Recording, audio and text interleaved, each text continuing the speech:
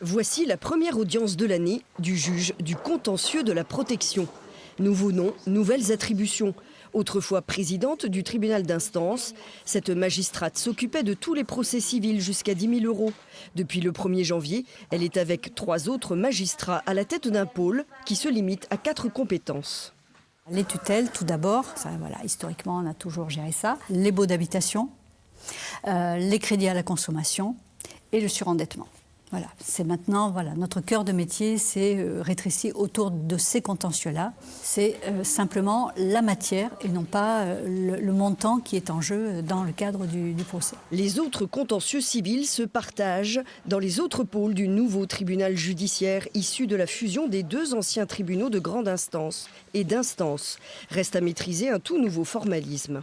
On pourra vous en dire plus, certainement dans quelques semaines ou dans quelques mois, après avoir étudié le décret et surtout après avoir essayé en pratique ce que ça donne. C'est beaucoup de règles de représentation qui ont changé.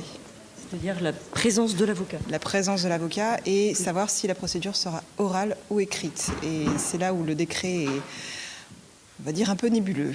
Mais on le sait, il fallait pour l'État trouver d'autres façons de faire pour pallier le manque de moyens. L'intérêt de cette réorganisation est clair. C'est d'avoir une équipe de greffe plus étoffée et de permettre donc dans les services d'avoir plus de polyvalence, d'avoir plus d'effectifs pour pouvoir assurer des remplacements en fonction des vacances, des arrêts maladie, des congés formation, etc., des uns et des autres. Cette réforme permet effectivement une continuité plus aisée du service public. Pour autant, la polyvalence ne va pas de soi. Il nous faudra des formations, il nous faudra du personnel, ça manque.